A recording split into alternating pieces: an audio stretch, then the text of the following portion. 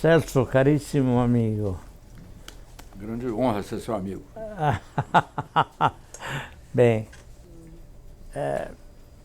o que você deduz dessas revelações que estão saindo semanalmente, agora com, inclusive, a contribuição da Folha e da Veja, que foram bem, devo lhe dizer, foram bem escolhidas, porque não são dois órgãos midiáticos ligados ao Lula, etc. Isso. Então, foram bem escolhidos. Mas então, como você vê essa situação? O que isso implica? Bom, eu acho que em grande medida isso comprova o que a gente achava, né? Sim, digamos, não, imagine. A revista fala dessas coisas. Você fala, pois é, comenta e tudo. Mas mesmo assim a disfarçatez surpreende um pouco, né? Da maneira de tratar. Quer dizer, tem tantas questões, seria difícil até pautar qual é a mais importante que outra, para falar de uma que não é tão comentada. Foi comentado o fato do ministro Fux, segundo o Dallagnol, ter falado que o Fux desmentiu, mas enfim, não sei. Enfim, aí só quando a gente souber mesmo os áudios, mas enfim. Mas tem outro, tem o Fachin, né?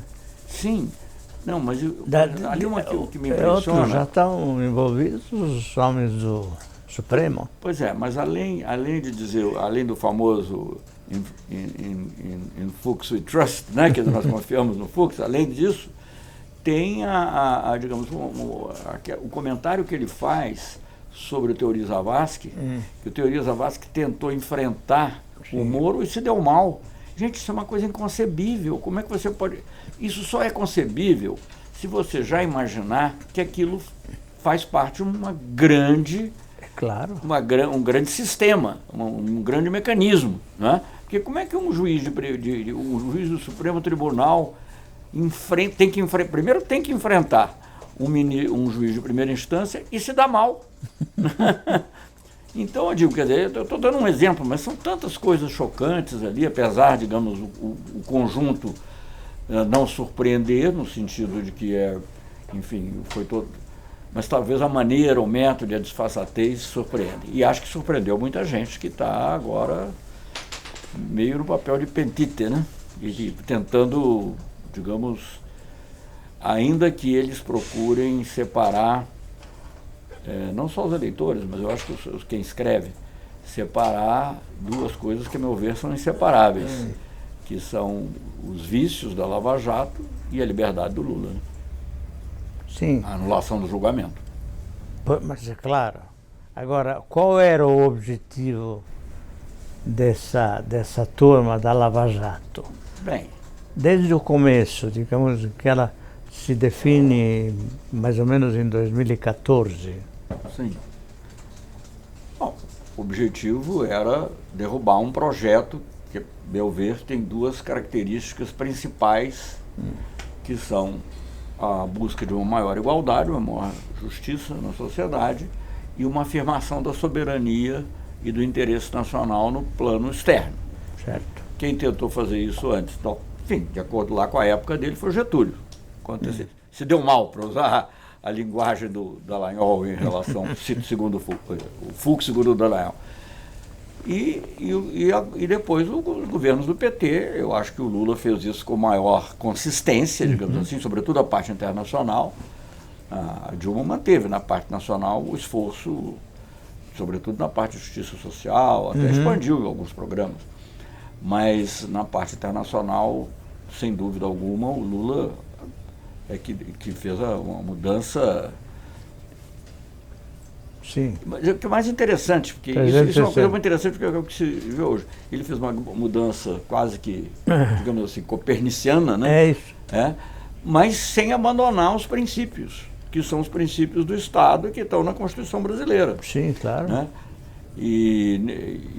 Mas ao fazer isso com muita determinação, né? Por isso, quer dizer, quando me perguntaram como é que ia ser a política externa brasileira, eu tinha acabado de ser indicado pelo Lula, não tinha como dizer, eu disse, olha, vai ser ativa e altiva, quer dizer, não é que a gente vai dizer, a gente não vai mudar os princípios, mas vai persegui-los com mais autoconfiança e com mais determinação. E isso levou a uma porção de coisas, né? E algumas delas eu já comentei até em artigos ou outras entrevistas aqui na Carta, como, por exemplo, sempre cito a capa do Economist, que diz que não é aquela capa do... Também é importante, mas não é aquela do Redentor. Não, é uma capa que mostra o continente americano como um conjunto, de cabeça para baixo, segundo a convenção, porque é uma convenção, né? Que os mapas antigos, os mapas árabes, aliás, eu tenho um mapa que ficava atrás da minha mesa quando eu era ministro, acho que até hoje está lá. Então, o que fica, mas não é o mapa, é uma tapeçaria baseada no mapa. É um cartógrafo italiano, não me lembro o nome dele, mas de 1508, uma coisa assim. É o primeiro mapa em que o Brasil aparece com o nome Brasil, e ele tem assim, o norte... o sul está em cima e o norte embaixo. Parece que era uma tradição, principalmente dos árabes, também terem essa coisa. Bom, mas enfim, aparece uma capa da revista Economist, em que o sul está em cima e o norte embaixo, né? Enfim, a Terra do Fogo lá em cima e Alasca lá embaixo. E o título, né? O título era Ascensão da América Latina, não é mais o quintal de ninguém. Em inglês, The Rise of Latin America, Nobody's Backyard. Gente, isso aí, eu não vou ficar citando amigos, mas eu tenho um amigo que fala dessas coisas de maneira muito jocosa, que é o Samuel Pinheiro Guimarães, amigo e colaborador importante, mas falando nesse caso, sou eu que estou falando. Assim, você não pode imaginar que naquelas reuniões quinzenais, sei lá com que frequência eles se reúnem, os chefes daquelas agências todas americanas, que devem envolver o Departamento de Estado, o Pentágono, a CIA, a NSA, e mais não sei quantas, são 17 ou 18 que mexem com inteligência. Aquilo, alguém olhou aquilo e disse, está errado.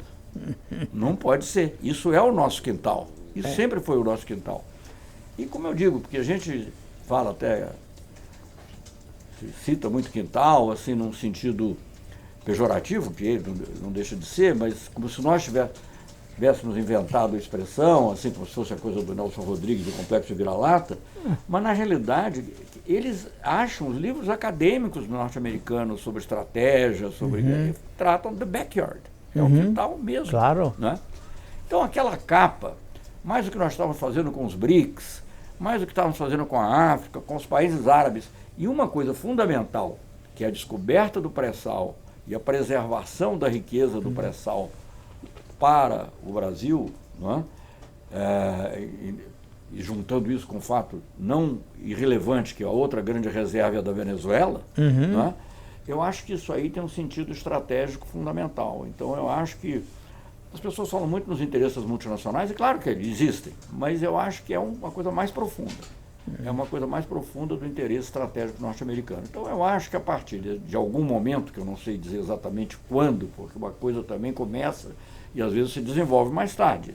Essa capa que eu estou te falando, acho que é 2010, do Economist. Mas só depois de 2013 veio a Copa. Enfim, também as circunstâncias vão propiciando mudanças e oportunidades de ação, né? Sim. Como eles fizeram com a Primavera Árabe, como fizeram em várias outras revoluções de veludo, né? Em várias coloridas, né? Então eu acho que isso foi aí que se firmou. E encontrou muito eco. É um paradoxo, né? Porque, ao mesmo tempo, o Lula terminou o mandato com popularidade altíssima. 89%. As dificuldades econômicas, alguns erros que podem ter sido cometidos também, enfim. Mas tudo isso eles foram conseguindo juntar um ódio muito grande, não só da elite, mas de uma parte importante da classe média brasileira, né?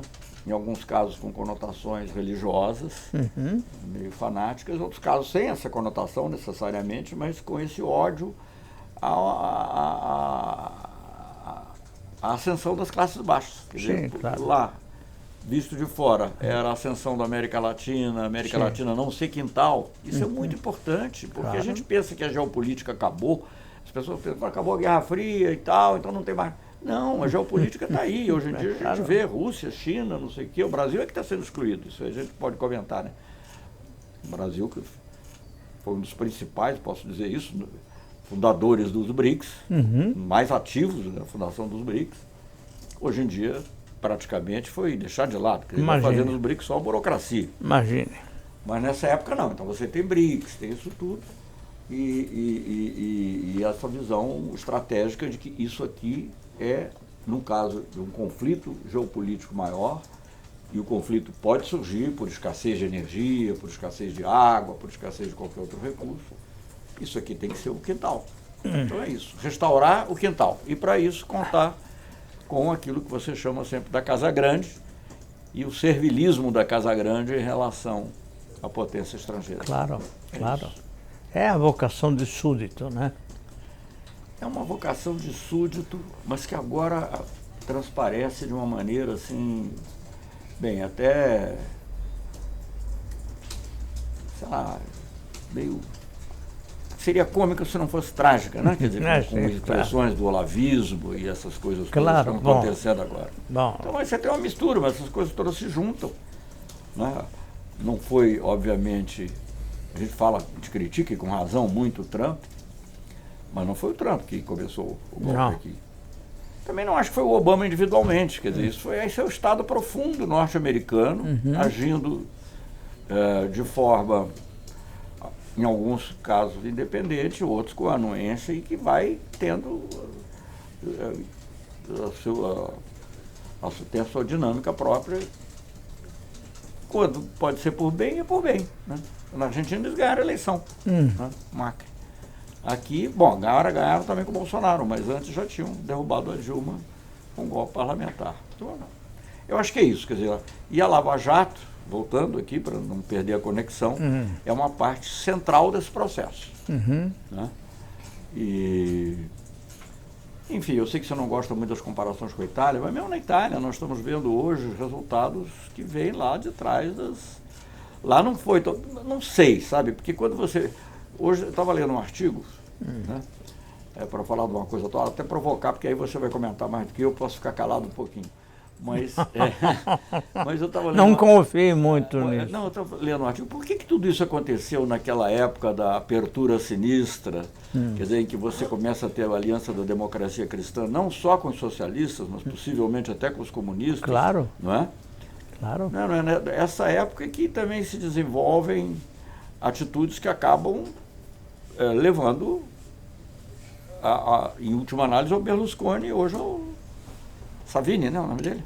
Salvini, mas isso é um fenômeno, não acho um fenômeno definitivo. Acho que esse governo tem grandes dificuldades, esse atual governo.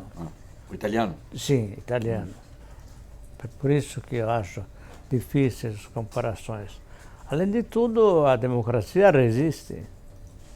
Ela existe uma Corte Suprema, por exemplo, que manda tanto quanto o governo, quanto o executivo. Tanto quanto.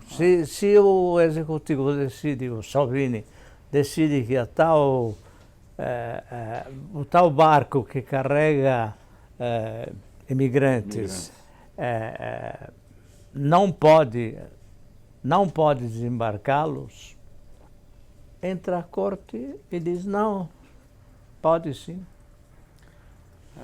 Então, digamos, existe ainda um resquício de democracia importante.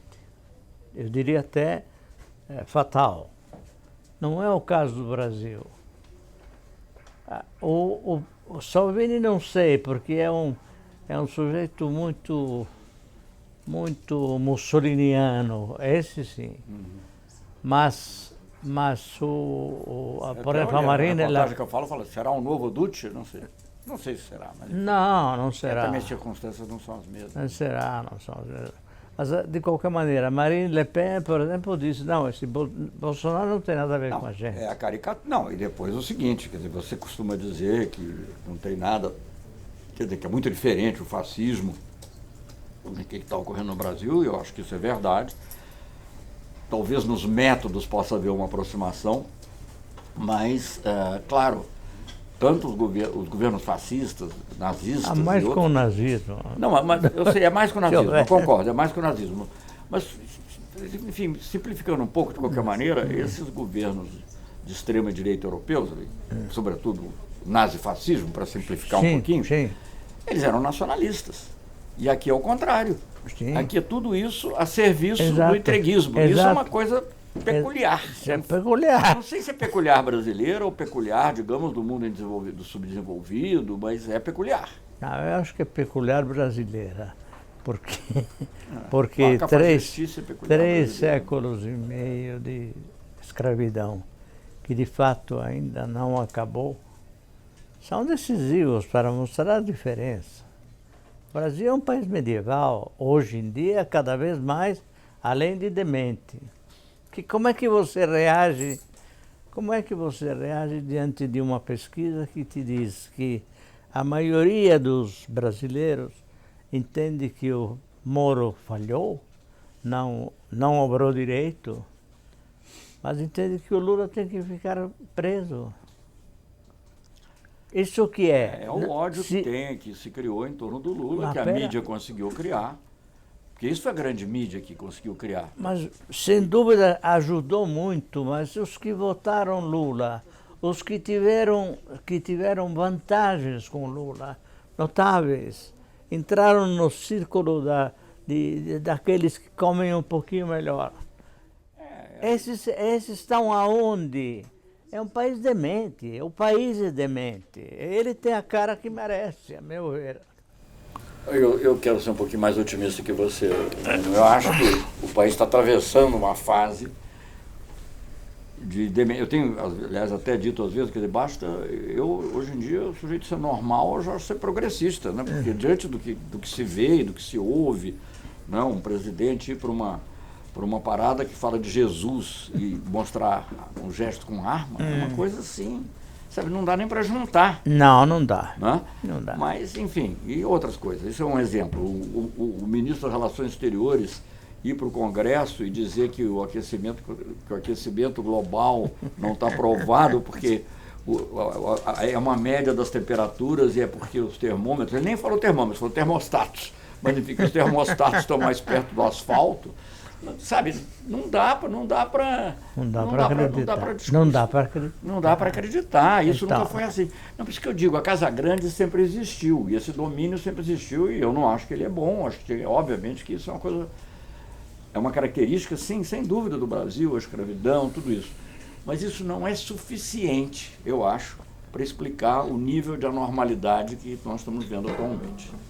Isso não é suficiente, porque isso poderia explicar uma vitória do Aécio, poderia explicar uma vitória do Alckmin agora, ou, sei lá, enfim, ou outra coisa qualquer. Agora, esse nível é uma coisa, eu nem sei se, digamos, quando a gente fala, veja bem, quando a gente fala, porque a coisa mais parecida que tem como modelo hoje em dia, não é nem o Salvini está meio longe, né? É o Trump. Eu me lembro que vocês me fizeram uma entrevista quando o Trump ganhou a eleição. Eu estava na Europa, não me lembro se estava na Espanha e tal, e que eu falei, olha, pediram um artigo. Eu falei, artigo não dá para fazer, mas se quiser entrevistar. Bom, vocês fizeram a melhor coisa do que a entrevista, porque vocês pegaram uma frase que eu falei e puseram de manchetes, assim, o pior do Trump é o exemplo. Né? Quer dizer, se lá, que é em teoria, para essa gente que acredita, ou para muitos que acreditam, a maior democracia do mundo, isso acontece, pode acontecer em qualquer lugar. Porque eu antes não achava possível, sabe? Eu sou um pouco ingênuo. Eu não achava possível o Trump ser eleito, como eu não achava possível o Bolsonaro ser eleito. Eu partia do princípio que o povo não elege um presidente do qual ele possa se envergonhar. Mas não, ele elege. Elege e se identifica e acha graça naquilo que para você e para mim causam vergonha. Mas as razões que movem os dois eleitorados são muito diversas. Sim. Além de tudo, admitamos, os Estados Unidos têm centros de excelência indiscutíveis. A começar por Hollywood, a começar pelas universidades, a começar pelos hospitais, pelos avanços na área da medicina, etc, etc, etc, etc. Bom, os Estados Unidos é um país capitalista avançado. Então, ele tem espaços, apesar do Trump, que ele não consegue fechar. O Noam Chomsky continua escrevendo lá as coisas maravilhosas que ele escreve. Lógico. Os atores, atrizes, tudo isso é verdade.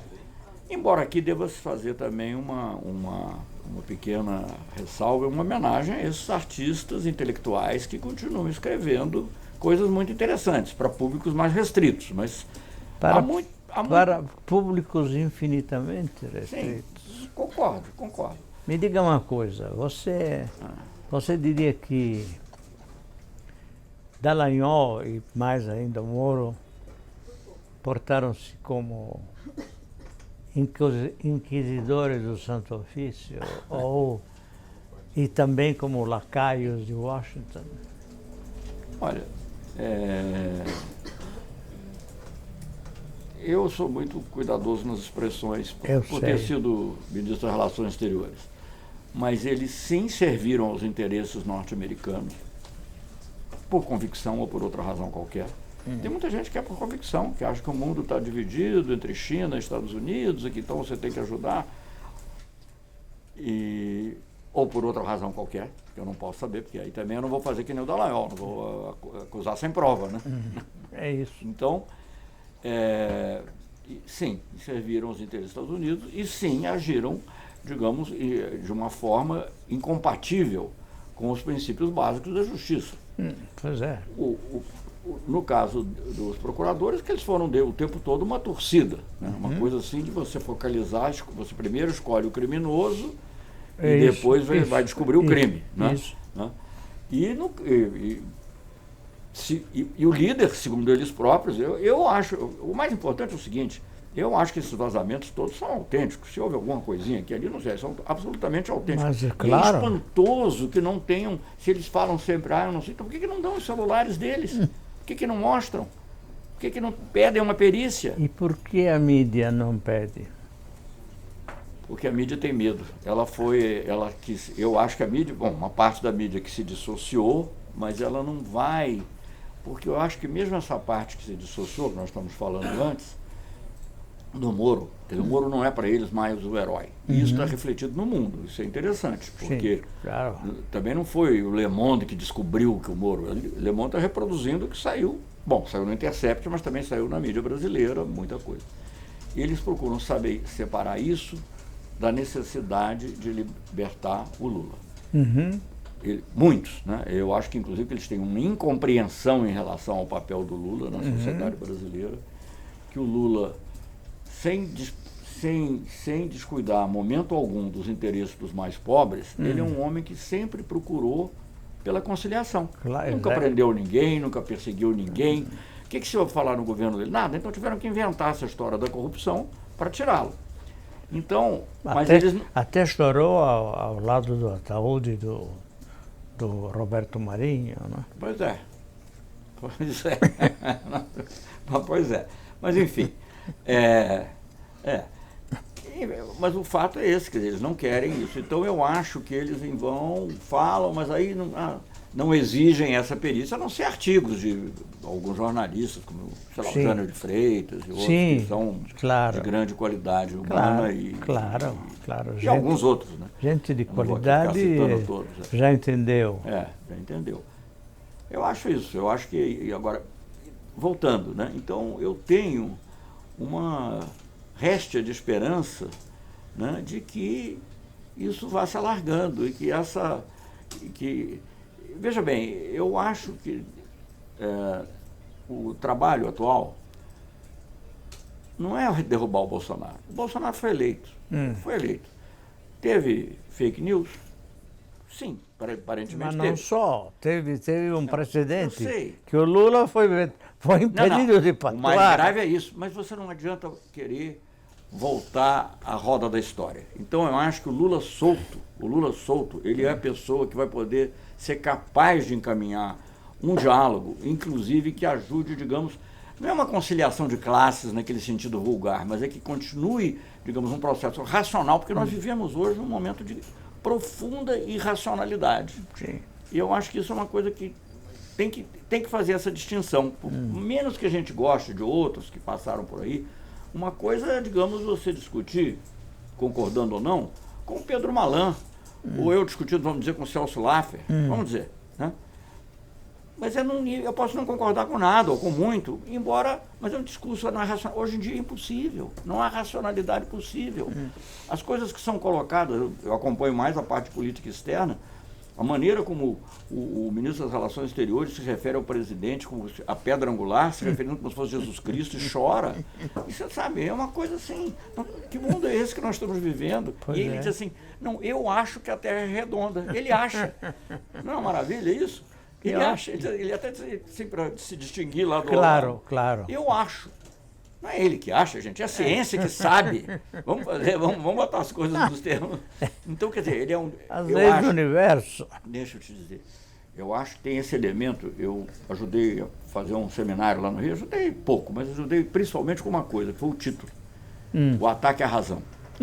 Eu acho que essa é uma das características do momento que nós estamos vivendo, e eu acho que essa questão da Vaza Jato pode ajudar a mudar isso. E eu acho que aí nessa mudança se inclui a libertação do presidente Lula. E eu acho que, digamos, as coisas que são ditas e que ocorrem hoje são desproporcionais, são desproporcionalmente anômalas. Isso nunca teve no Brasil. Nunca teve nesse nível, pelo menos desde que houve exploração. Né? Sim, a elite brasileira sempre foi. Eu me lembro, olha, eu era jovem diplomata e eu via, assim, às vezes de colegas ou das mulheres dos colegas, porque naquela época as mulheres não trabalhavam em geral, algumas sim, mas algumas não. E diz assim, a minha empregada agora está com mania de estudar. Isso era o governo militar, porque tinha inventado aquele Mobral, então tinha curso de... Então, quer dizer, esse espírito Casagrande sempre teve aí. É claro. Mas esse grau de anomalia é muito perigoso. E eu acho que você tem razão. A comparação que vem à cabeça é o hitlerismo. Eu procuro me apegar... Tem algumas semelhanças. Tem. Banditismo, inegavelmente. essa ligação com as milícias. Você vê aquelas peças do Brecht, né? Resistível à Ascensão de Arthur Uri, certos filmes. Né?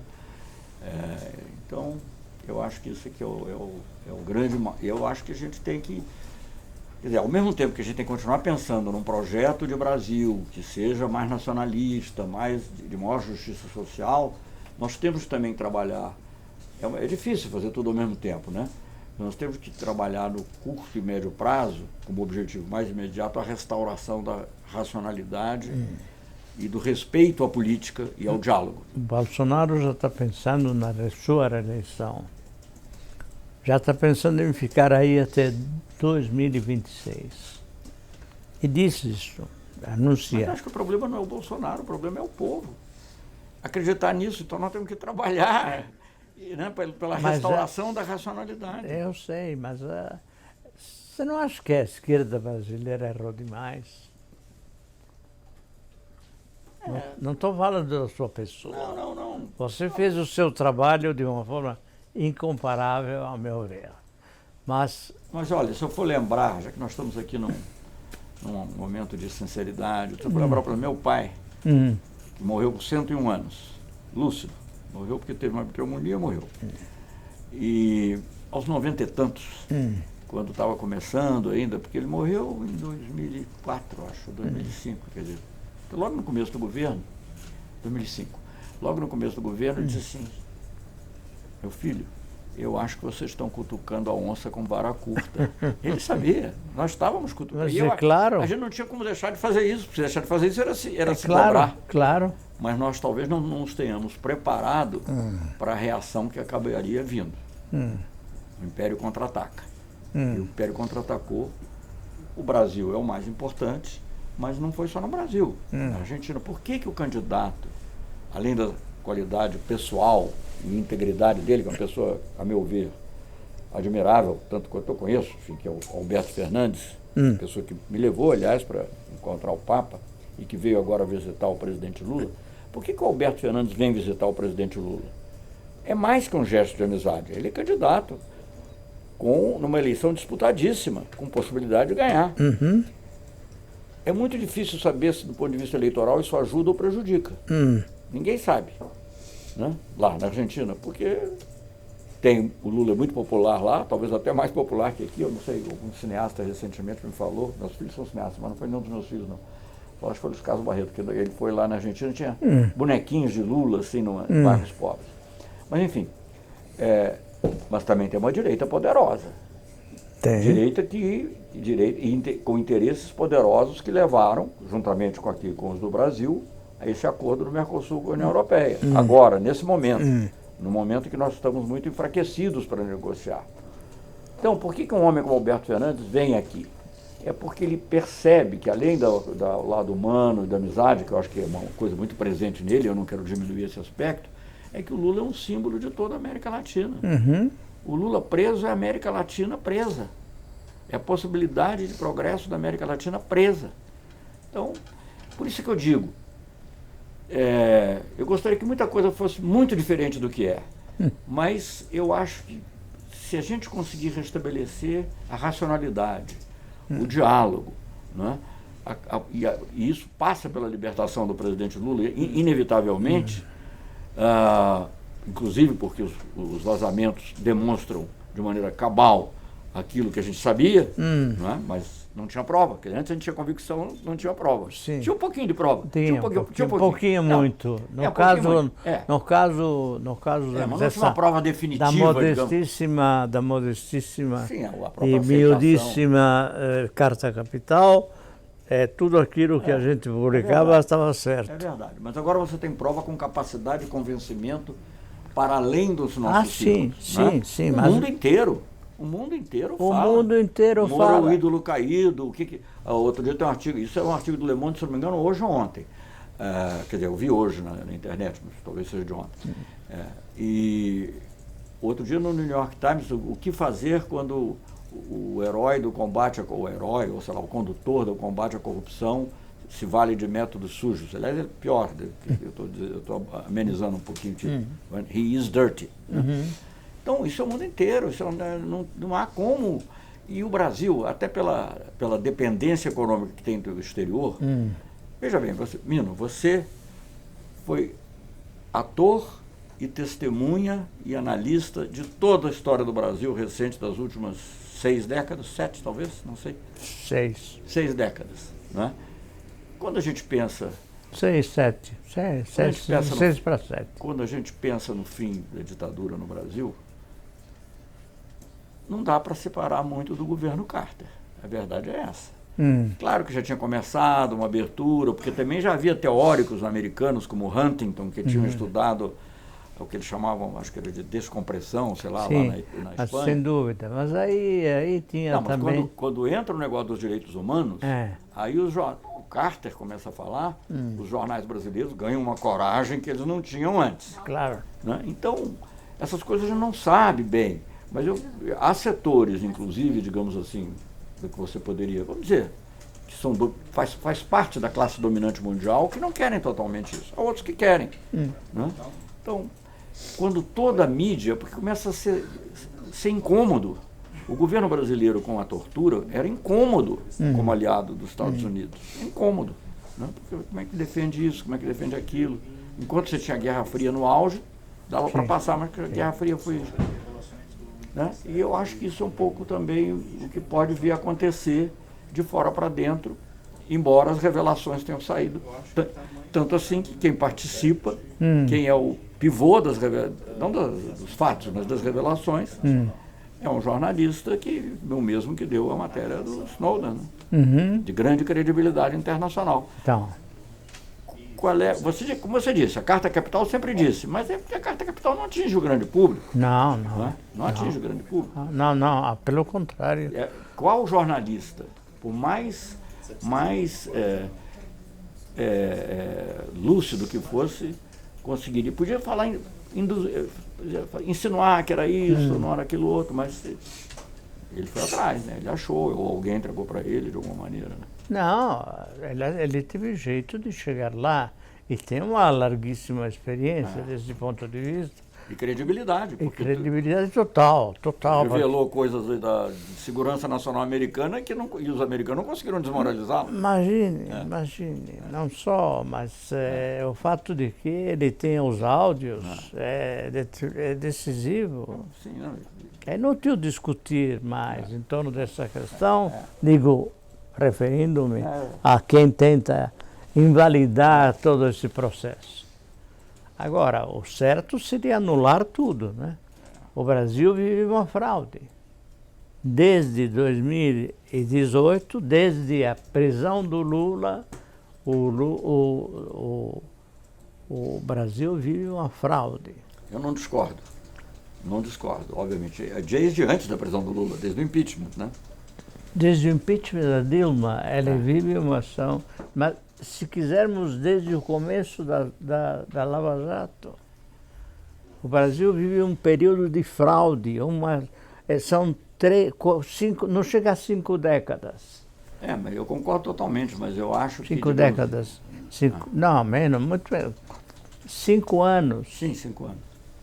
Há uns 5 décadas.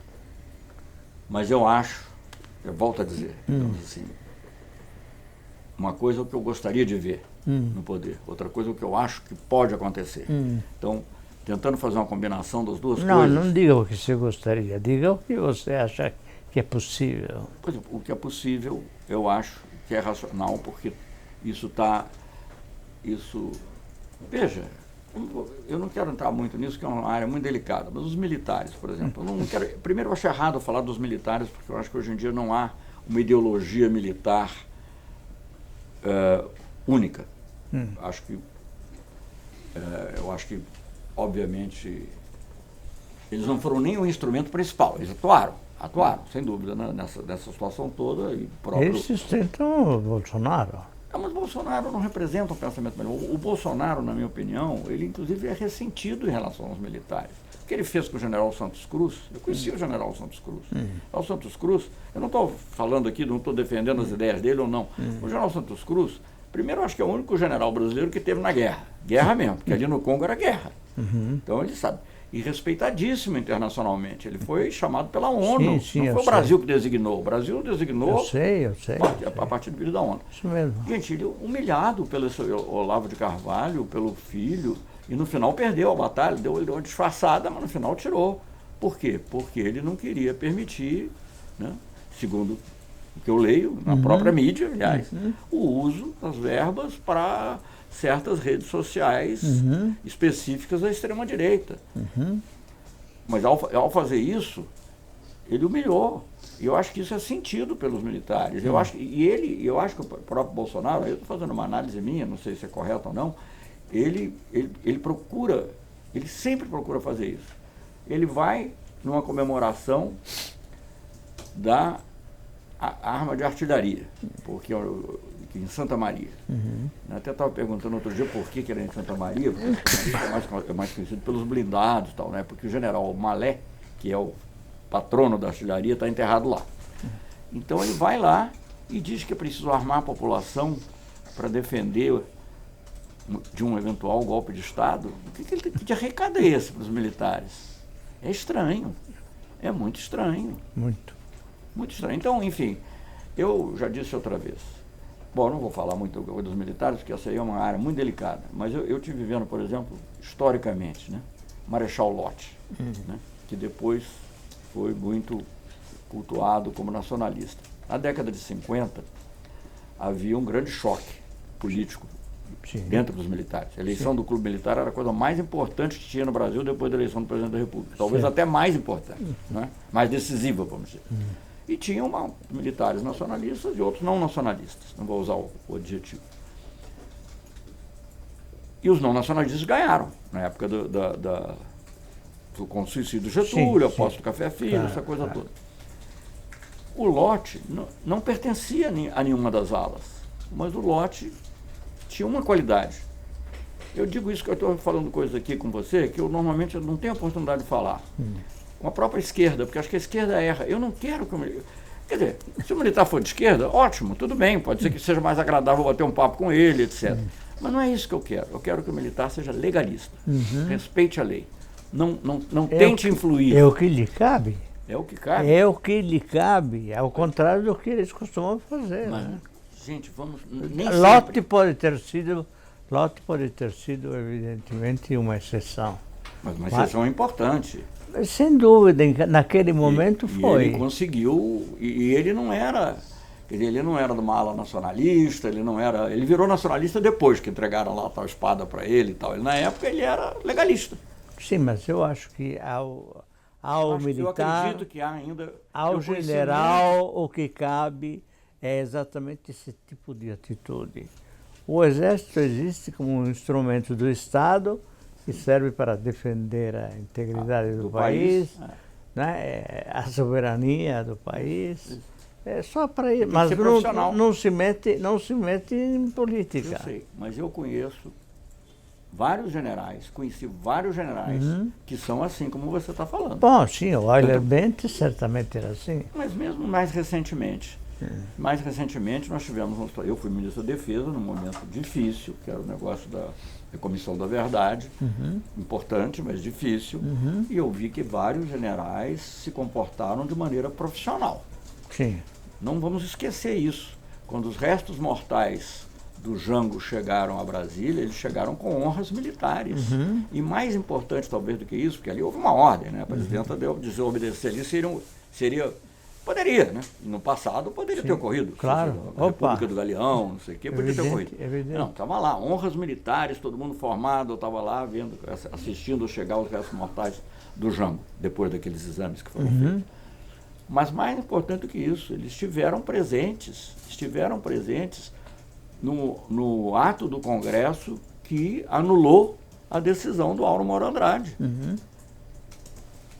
Que é mais do que isso? Quer dizer, então, essas pessoas fizeram porque ficaram com medo? Não tinha ninguém ameaçando eles propriamente. Então, quer dizer, eu acho que há também, fizeram alegres? Não sei, mas não me interessa. Eu não quero, sabe...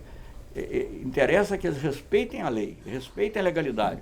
Me interessa que eles não induzam nenhuma decisão do Supremo com uma ameaça velada ou não velada. Claro. Isso é que me interessa. E que, dependendo da decisão, qualquer que seja a decisão do Supremo, que eles a cumpram.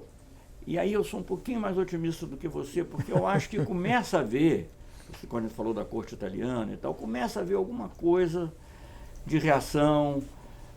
Eu acho, quer dizer, eu acho que a própria decisão que foi tomada, eu sei que ela foi consequência de outros fatos, mas acabaram permitindo as entrevistas do presidente Lula, né, contrariando o que tinha sido feito antes. Eu acho que, de alguma maneira, o Supremo é um anteparo contra qualquer tentativa, não tenho certeza, mas que se fala muito como ameaça, seja como for, contra, por exemplo, o Glenn Greenwald. Entendeu? Eu acho que a gente não pode perder a visão otimista. Otimista. Quer dizer, não, mas eu digo que não é ser ingênuo, Você tem que ver todas as dificuldades. Mas se a gente. Eu durante muito tempo, né? Estou falando muito de mim, eu vou parar. Não, peraí. Não, você não está falando. Eu já falei. Você está falando coisas ótimas. Agora, só me diga uma coisa, você sente dentro do PT essa vontade de acertar as coisas realmente, de lutar pelo Lula até os último alento, enfim? Você sabe que eu tenho carteirinha de filiado ao PT, me filiei em 2009. Sim, tudo bem. Mas... Eu sei, não, mas estou fazendo, porque é importante que as pessoas entendam isso. Sim. Portanto, eu sou do PT, mas eu não sou dirigente, eu não pertenço a nenhum quadro dirigente, não vou sequer, às vezes convido quando tem um assunto que eles acham que eu posso falar, e na época eleitoral, houve uma espécie de conselho político, me convidavam lá para, como eu tinha sido chanceler dele muitos anos, ministro do lado da Dilma. Eu não posso falar por todos do PT. Eu acho que o PT vai precisar se revitalizar, enfim, eu não sei bem qual vai ser o futuro ainda. Eu acho que é muito importante trabalhar pelo máximo de unidade da esquerda, isso implica fazer concessões, né? E eu acho que se o PT largar o Lula, ele está cometendo uma grande loucura, porque inclusive que o Lula sempre foi maior do que o PT. Então, eu acho que largar o Lula é suicídio. Independentemente da justiça. Além da justiça. Ser muito injusto seria suicídio. Não acredito que faça. Muito bom. Tá bom, obrigado. Prazer grande falar com você, uma honra. Você tem que escrever um grande livro aí sobre as últimas décadas do Brasil.